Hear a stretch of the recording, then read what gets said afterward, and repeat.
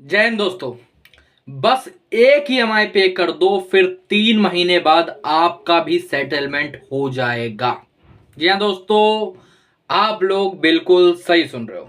हमारे काफी सारे सब्सक्राइबर्स को, काफी सारे क्लाइंट्स को रिकवरी एजेंट्स यही बोलते रहते हैं।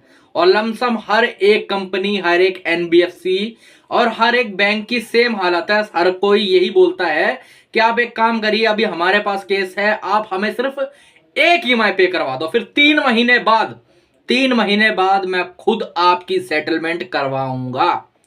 तो ऐसा है कि हर किसी से पूछते रहते हैं, हर किसी से ही बोलते हैं। लमसम नहीं तो कम से कम मान के चले तो 90% लोगों पे रिकवरी एजेंट यही बोलेंगे कि आप इस मंथ की पे करवा दो, फिर 3 महीने बाद तक कोई परेशानी मैं नहीं दूंगा, 3 महीने के बाद मैं खुद सेटलमेंट करवाऊंगा।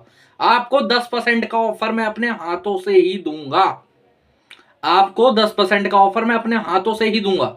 तो मेरे कई भाई हैं, कई सब्सक्राइबर हैं, कई क्लाइंट हैं। उन भाइयों ने सवाल पूछा कि सर ये सही है क्या, ये जेन्युइन है क्या, ये ऐसा सच्चाई में होता है क्या, हमें सेटलमेंट के लिए एक ईएमआई पे करनी पड़ती है। तो मैं आप सभी को एक चीज बता देना चाहता हूं, कान खोल के सुनिए कि अगर आप एक ईएमआई पे कर ही दोगे मेरे भाई, अगर मान लो तुम एक ईएमआई पे कर ही दोगे, तो वो सेटलमेंट वैलिड कैसे होगी। मान लेते हैं अभी आपका 2 महीने का डिफॉल्ट है और आपसे रिकवरी एजेंट ने कहा कि आप इस मंथ की ईएमआई पे करवा दो, मैं 3 महीने बाद आपकी सेटलमेंट खुद करवाऊंगा।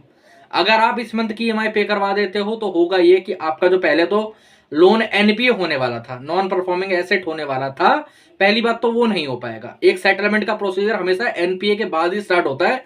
एनपीए से पहले तो आपको कोई भी सेटलमेंट ऑफर नहीं दे सकता, चाहे वो बैंक का मैनेजर हो, चाहे वो रिकवरी एजेंसी का मैनेजर हो, कोई भी हो, आपको एनपीए से पहले कोई भी सेटलमेंट का ऑफर नहीं दे सकता है। बकायदा रूल बुक के अंदर ही लिखा हुआ है। एनपीए के बाद ही बैंक समझता है कि हमारा पैसा मर चुका है, अब हमें इसकी सेटलमेंट की तरफ देखना चाहिए। तो ऐसे में होता क्या है, ये बोलता क्यों है रिकवरी एजेंट, ऐसा बोलेंगे क्यों। अब ऐसा तो है नहीं कि वो अपने पैरों में कुल्हाड़ी मारेंगे, क्योंकि 3 महीने बाद या 1-2 महीने बाद आप उसी को फोन करोगे। अब ऐसा करते क्यों है ये मैं बता देता हूं। पहले तो हर एक रिकवरी एजेंसी, हर एक रिकवरी एजेंसी के पास एक टारगेट होता है। जैसे मान लो किसी को 100 क्लाइंट दिए गए हैं, किसी को 50 क्लाइंट दिए गए हैं। और आजकल क्या है, आज से 5 साल पहले, 2 साल पहले, 4 साल पहले, लॉकडाउन से पहले तो एक एजेंसी के पास हजार हजार केस रहते थे। लेकिन उसके बाद क्या हुआ, लॉकडाउन के बाद अलग अलग प्रकार की बहुत एजेंसी खुल गई हैं। कैसे खुल गई, जो टीएल काम करता था, जो मैनेजर काम करता था, उसने अपनी एजेंसी खुद खोल ली, लाइसेंस ले लिया। यार लोकतंत्र है, कोई कुछ भी कर सकता है, नहीं है। तो ऐसे करके 10 ही एजेंसी खुल गई हैं आज। पहले जहां पर एक एजेंसी थी वहां पर अब 10 एजेंसी है। अब लेकिन केस सेम है, केस तो बढ़े नहीं यार। क्योंकि ज्यादा ज्यादा कितने केस बढ़ जाएंगे, मान लो पहले 100 थे तो 150 हो जाएंगे, ज्यादा ज्यादा 200 हो जाएंगे। लेकिन पहले एजेंसी एक थी, अब 10 हो गई हैं। तो अब जो पहले किसी के पास 1000 केस रहते थे, अब किसी के पास रहते हैं सिर्फ 100 केस। ठीक है। अब अगर मान लो हर मंथ एजेंसी चेंज होती है, कुछ कुछ लोन्स के अंदर होता है, कुछ कुछ बैंक या फिर कुछ कुछ एनबीएफसी के अंदर होता है, जहां पर जो अपना क्या कहते हैं, हर 3 महीने में एजेंसी चेंज होती है। हर 1 महीने में नहीं, हर 3 महीने में एजेंसी चेंज होती है। तो यही मैं फंडा बताता हूं कि 3 महीने क्यों कहा गया है, मैं बताता हूँ। पहले तो ज्यादातर जो ये एक कंपनी है, मैं तुम्हें बता रहा हूँ, बजाज फाइनेंस बोल देते हैं, चलो आप लोग समझ जाना मैं किसका नाम ले रहा हूँ। ठीक है, पी से आ रहा है नाम, मतलब आपको पता है किससे नाम आ रहा है, लेकिन मैं बता रहा हूँ वैसे। ठीक है। ये लोग क्या करते हैं, ये अपने जितने भी क्लाइंट वगैरह होंगे, जो भी होंगे, उन पे क्या बोलते हैं, अपने पहले तो ये गुंडागर्दी करने की ट्राई करते हैं। लेकिन हमारे जितने क्लाइंट है वो सब जानते हैं कि रिकवरी एजेंट विजिट को कैसे 100% रोकना है, कैसे उसे 100% रोकना है, विजिट को और कॉल्स को कैसे रोकना है। अगर आप भी जानना चाहते हो कि विजिट कैसे रोकी जाए, कॉल्स कैसे रोके जाए, तो यहाँ पर नंबर आ रहा है, आप हमें व्हाट्सएप पर मैसेज कर सकते हो। ठीक है, हम आपको वो सुविधा प्रोवाइड करवा देंगे। तो जब आदमी देख लेता है कि विजिट रुक गई है, सब कुछ हो गया है, तो अब क्या करना चाहिए। अब किसी से जोर जबरदस्ती तो कर नहीं सकते, तो साइकोलॉजिकल प्रेशर बनाने की कोशिश करी जाती है। ये बोला जाता है कि भाई साहब, आप, ये हमारे मैनेजर साहब हैं, इनसे बात करिए, आपको बताएंगे सेटलमेंट की। तो जो मैनेजर साहब है वो बताते हैं कि आपको एक लिस्ट के अंदर डालना पड़ेगा, आपके लिए अप्रूवल निकालना पड़ेगा। अप्रूवल तो निकलता है, हर एक सेटलमेंट में अप्रूवल निकलता है, लेकिन उसके लिए क्या करना पड़ेगा, आपको एक ईएमआई पे करनी पड़ेगी। अब मान लेते हैं कि आपने एक ईएमआई पे कर दी, ठीक है, इसकी कर दी, किसी और बैंक की कर दी, या क्रेडिट कार्ड की कर दी, किसी की कर दी, एक ईएमआई पे कर दी। अब क्या होगा, अब प्रोसीजर क्या होगा, आपने जैसे एक ईएमआई पे करी, इस महीने का उनका टारगेट पूरा हो गया। या इस महीने का उनका टारगेट पूरा हो गया। अब क्या होगा, आपका केस भी उनके पास रहेगा, उनको कमीशन भी मिल गई। अब कई भाई लोग पूछेंगे कि यार मैंने 10,000 रुपए की ईएमआई भरी, उसमें कितनी कमीशन मिल गई होगी इनको। मेरे भाइयों, कभी कभार इनकी जो कमीशन है वो 50% तक चली जाती है। 50% तक कमीशन चली जाती है इनकी। और जो कॉन्ट्रैक्ट बेस पे रहता है उनको तो अलग ही है, उनको तो पहले से पैसा आ रहा है, समझ रहे हो। जो सैलरी वाला एम्प्लॉय है उसको तो सैलरी आ ही रही है, उसको तो खाली केस देखने, क्योंकि अगर केस कम होंगे तो फिर उसकी एजेंसी बंद हो जाएगी, उसको काम ही नहीं देगा कोई। हर महीने एजेंसी चेंज होती है।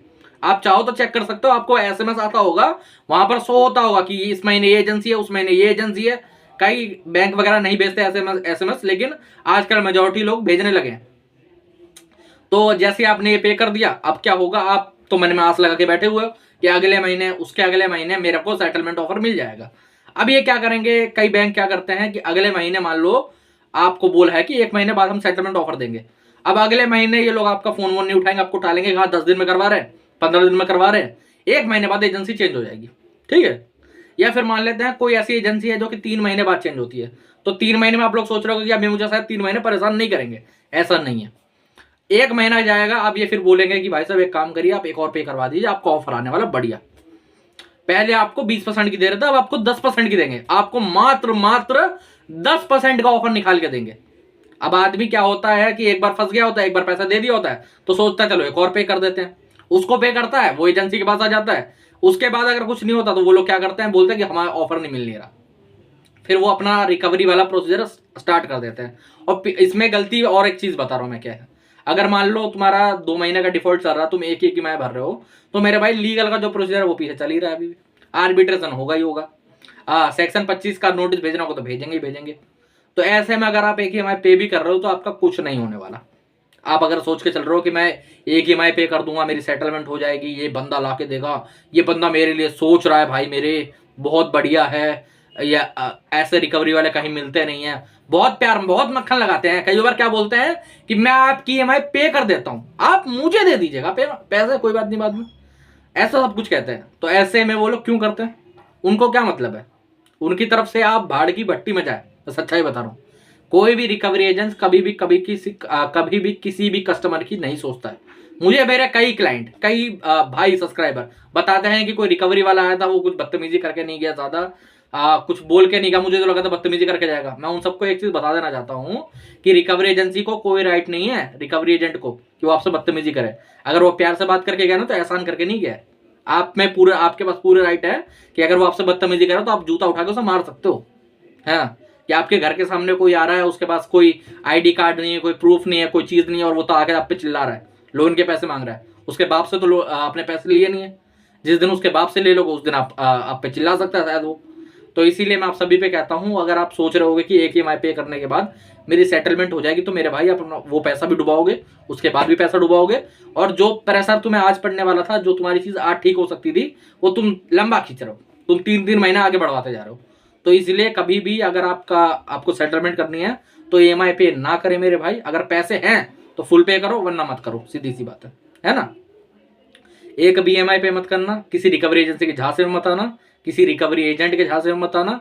कॉल हो, ऑन कॉल हो, घर विजिट कर रहा हो, अगर आप कॉल से परेशान हो तो हमारी कॉल फॉरवर्डिंग की सेवा ले सकते हो, कॉल्स रुकवा सकते हो। अगर आप विजिट से परेशान हो तो विजिट 100% रुकवा सकते हो। अगर कोई लीगल नोटिस आ रहा है तो हमसे सेवा ले सकते हो। ऐसी कोई भी परेशानी, सेटलमेंट करवाना चाहते हो तो हमसे करवा सकते हो, हमसे जुड़ सकते हो, हमसे पूछ सकते हो। एडवाइस लेनी हो, कुछ भी करना हो, सारी चीजें एक एक्सपर्ट से पूछो यार। ऐसे कोई रिकवरी एजेंट अपना उल्लू सीधा कर रहा है, तुम पे बात करने के लिए नहीं बैठा हुआ, समझ रहे हो। उसके पास 50 केस है, तुमसे पैसा आ जाएगा तो वो तुम उसे 50 कॉल भी कर लोगे, वो उठाएगा तक नहीं, समझ रहे हो। तो इसीलिए आप लोग किसी भी रिकवरी एजेंट के झांसे में मत आए। आज का वीडियो इसी के लिए था, यही जागरूकता फैलानी थी। लोगों को बहुत ज्यादा झांसा दिया जा रहा था, बहुत ज्यादा चीजें बताई जा रही थी उल्टी सीधी, तो आप लोग इसके झांसे में मत आए। तो दोस्तों आज के वीडियो में इतना ही। अगर इसके बाद भी कोई प्रॉब्लम है, कोई लीगल नोटिस आ रहा है, कॉल फॉरवर्डिंग की सेवा लेना चाहते हो, हमसे बात करना चाहते हो, जो भी चीजें हैं यहाँ पर नंबर आ रहा है, हमें व्हाट्सएप पर मैसेज कर सकते हो, ठीक है। तो दोस्तों जय हिंद।